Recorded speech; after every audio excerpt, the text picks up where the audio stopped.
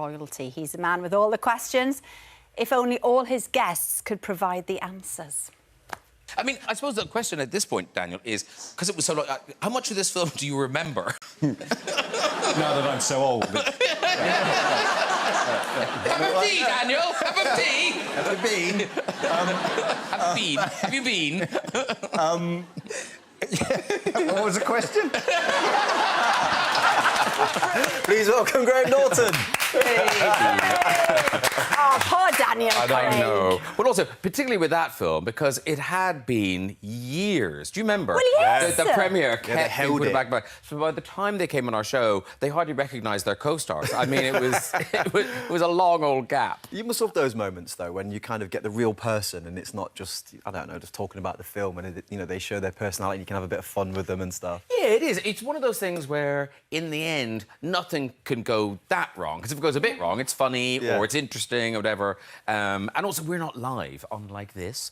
We're not live, so, you know, something terrible could happen and we'll just... Yeah. But that's again. the jeopardy here, Graham. We enjoy. Yes. Alex loves it. We have to say congratulations. You've got married. I did. Nice to be married. It is very... No. It'd be terrible if I went, no, it was an awful mistake. I don't know what I was thinking. No, it's lovely. It's very nice. Very nice. And to a be good married. day. Oh, no, it was a lovely day. I mean, I don't normally enjoy weddings, but it turns out when it's your own, it's quite fun. Much better. Yeah, much better when it's actually about you, rather than feigning interest in other people. Love your honesty, Graham. Love it. And the first 2 episodes of The Old Man will be available to watch on Disney Plus from next Wednesday. Now then, Graham, while Jeff had his acting debut at 6 months old, I believe it is called The Company She Keeps. Yes. Wow. What we did, right, we did a bit of trolling through the archives. We found Graham's debut. Oh, Really? Yes, we did. Love This is it. Growing Rich. Let's have a look, I Jeff. do Let's have remember a this.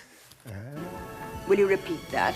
Good evening, and how are you today? And how are you today? The emphasis on the you, making the customer feel special. Again. And how are you today?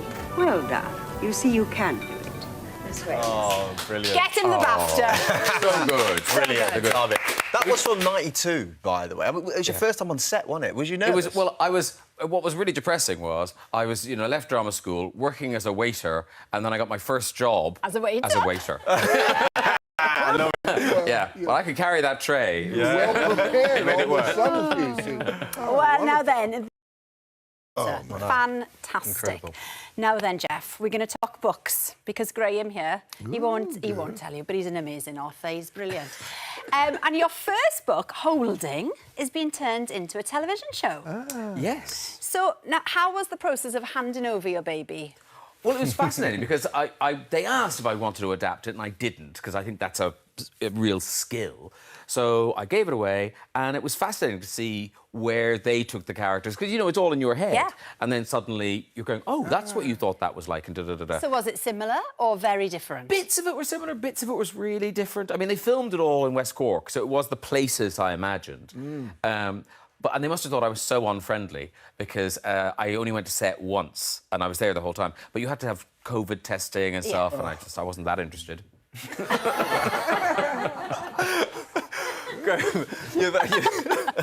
You've obviously found a love for writing. I mean, Yeah. your 4th book is out next week now. Yeah. You have said that you're hoping it's better than your first book. Cross fingers. What is it that makes it stand out? Well, I think, I mean, anything you do regularly, you hope you might improve. You might hone your skills at whatever that thing is. So it's the same with the book. This book is different, I think, in that it's more overtly funny than any book I've written. But it's also, it starts in a very dark place. So I'm calling it a dark romp. And I didn't intend it to be funny, but the story just kept veering. So there were kind of set pieces, almost farce scenes in the book, which I wasn't expecting. And I hope it doesn't bother. I think of it as spreading ashes. You know, when you're spreading someone's ashes, it's the most upsetting day because you're saying goodbye to someone you love. But it's also kind of hilarious because Especially you're covered if the in them. wind turns. Yeah, no, you're covered in them. You're eating them. So it's that vibe. It's that Yeah. sad, funny vibe. Yeah, and you take inspiration from everywhere. And this one actually came apparently from a comment that you heard. It's called Forever Home.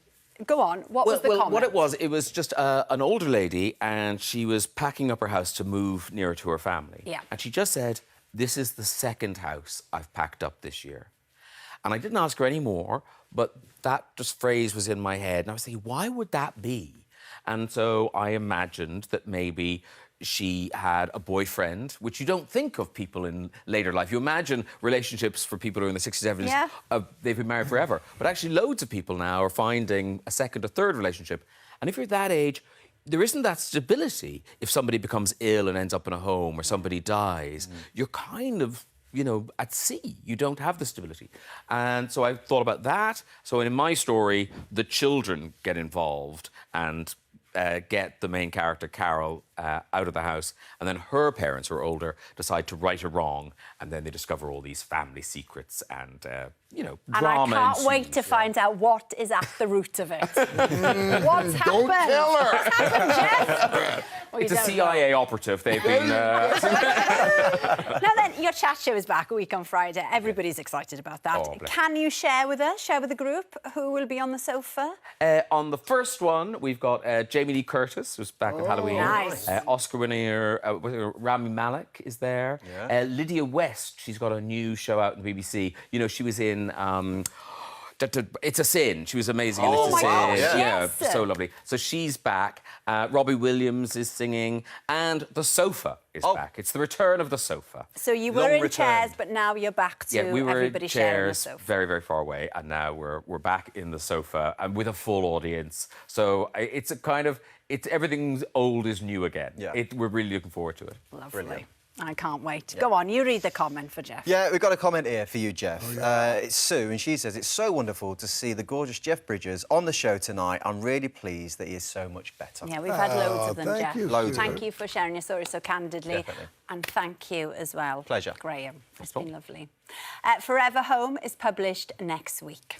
Yeah, that's all we've got time for this evening. Thanks again to Jeff and Graham. I'll be back Never been tomorrow this long. I want to with say Gordon. He hasn't even had Margot. COVID. Yeah. Oh, Margot and Shania Sorry. Twain and David Dimbleby. Have a lovely night. Hey. What's going on? All the time.